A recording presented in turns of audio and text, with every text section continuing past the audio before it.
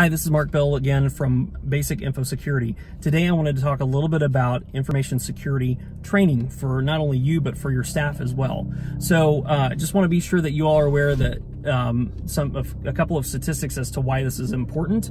First of all, it's important because studies have shown that over 60% of businesses that have experienced a cyber attack are actually go out of business within the next 6 months, which is a really high percentage. The second thing that you all need to be aware of is that the #1 security threat isn't actually a virus or something that common that you would think of in those terms, like someone hacking or trying to actively hack your computer. It actually has to do with a concept called social engineering, which basically is just the modern day term for the process of conning or scamming someone, basically trying to trick someone into giving up information that's valuable. So statistics show that social engineering attacks actually are over 90% effective.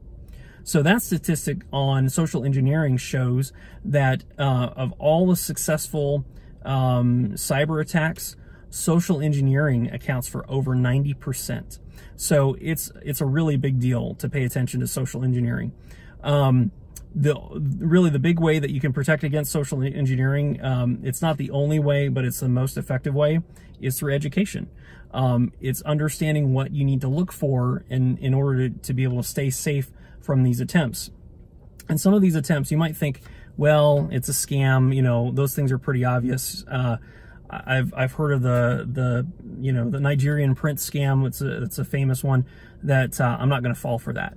But the reality is, when you own a business, that you are actually a high target for them, because they know, for one, they will craft their emails and they'll craft their attempts to be relatable to you. It's not going to be a common scam like the Nigerian print scam. It's going to be something like, oh, you didn't pay your utility bills and we're going to shut off the power to your facility if you don't pay us within the next 24 hours, something like that. Another reason why these hackers view small and medium businesses as a high value target is because usually small and medium businesses don't understand what's needed to be able to protect themselves from these types of attacks.